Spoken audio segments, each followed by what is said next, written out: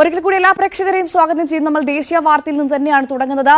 ഹംപി ബലാത്സംഗ കേസിൽ പ്രദേശവാസികളായ 2 പേരുടെ അറസ്റ്റ് രേഖപ്പെടുത്തി.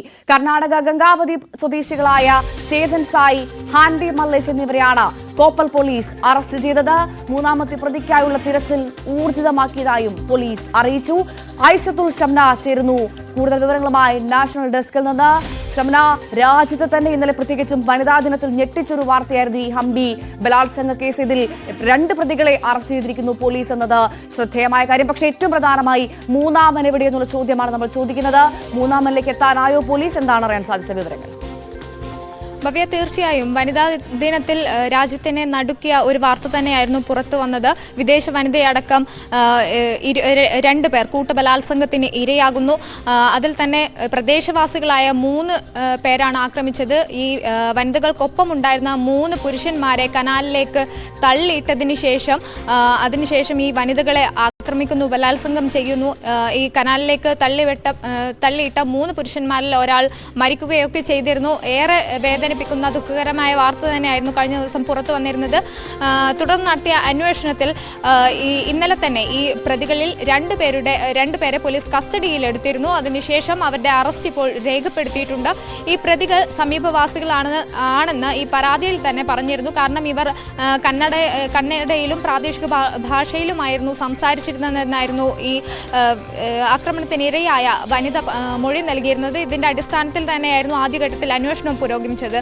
ഇവർ രാത്രി 11 മണിയോടുകൂടി ഇസ്രായേലി വനിതയും ഒപ്പം ഹോം സ്റ്റേ ഉടമയുമായ ഒരു വനിതയും മറ്റു 3 പുരുഷന്മാരും ഇവർ രാത്രി 11 മണിയോടുകൂടി തുംഗഭദ്ര കനാലിന് സമീപത്ത് നടക്കുകയായിരുന്നു. ഈ ഇടെയാണ് 3 യുവാക്കൾ ബൈക്കിലെത്തി ഇവരോട് പെട്രോൾ പമ്പിലേക്കുള്ള വഴി ചോദിക്കുന്നത്. പിന്നീട് പണം ആവശ്യപ്പെടുന്നു.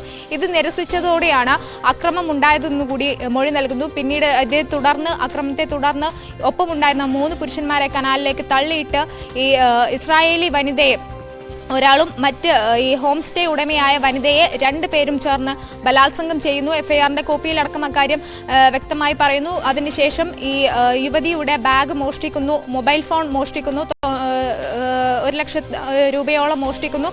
ഇങ്ങനെയൊക്കെ സംഭവങ്ങൾ ഉണ്ടായി. എന്തായാലും ഇപ്പോൾ മൂന്നാമത്തെ പ്രതി അതും ഈ പ്രദേശവാസിയെ തന്നെ ആകാമെന്ന നിഗമനത്തിലാണ് പോലീസ്. ഈ പിടിയിലായ 2 പേരും പ്രദേശത്തെ കൺസ്ട്രക്ഷൻ തൊഴിലാളികളായിരുന്നു. ഇവരോടൊപ്പമുള്ള പ്രദേശവാസിയായ യുവാവ് തന്നെ ആയിരിക്കാം എന്ന നിഗമനത്തിലാണ്. ഇയാൾക്ക് വേണ്ടിയുള്ള അന്വേഷണം എന്തായാലും ഇപ്പോൾ കൊപ്പൽ പോലീസ് ഊർജിതമാക്കിയിട്ടുണ്ട്. ഉടൻ തന്നെ പ്രതിയെ പിടികൂടാനാകുമെന്ന വിശ്വാസത്തിൽ തന്നെയാണ്, അത്തരം പ്രതീക്ഷകൾ തന്നെയാണ് പോലീസ് പങ്കുവെക്കുന്നത്. ഒപ്പം തന്നെ മറ്റാർക്കെങ്കിലും ഇതുമായി ബന്ധപ്പെട്ട് ഈ ആക്രമണത്തിൽ ബന്ധമുണ്ടോ എന്നതടക്കമുള്ള കാര്യങ്ങളും അന്വേഷിക്കുന്നുണ്ട്. ഷംന, ഒരു കാര്യം കൂടി നമുക്ക് അറിയേണ്ട പ്രധാനപ്പെട്ട മറ്റൊരു കാര്യം എന്ന് പറയുന്നത് ഈ കേസുമായി ബന്ധപ്പെട്ട് 2 യുവതികളുടെ ആരോഗ്യനില അതെങ്ങനെയാണ്? അവർ ഇന്നലെ ഒരു സ്വകാര്യ ആശുപത്രിയിൽ ചികിത്സയിലായിരുന്നു. അതിക്രൂരമായ ബലാത്സംഗത്തിനാണ് 2 യുവതികളും ഇരയായതെന്ന് നമ്മൾ ഏറെ വേദനിപ്പിക്കുന്ന ഒരു വാർത്തയായിരുന്നു. അവരുടെ ആരോഗ്യനില അതെങ്ങനെയാണ് അറിയാൻ സാധിച്ചതിന്റെ അപ്ഡേഷൻ എന്താണ് ഷംന?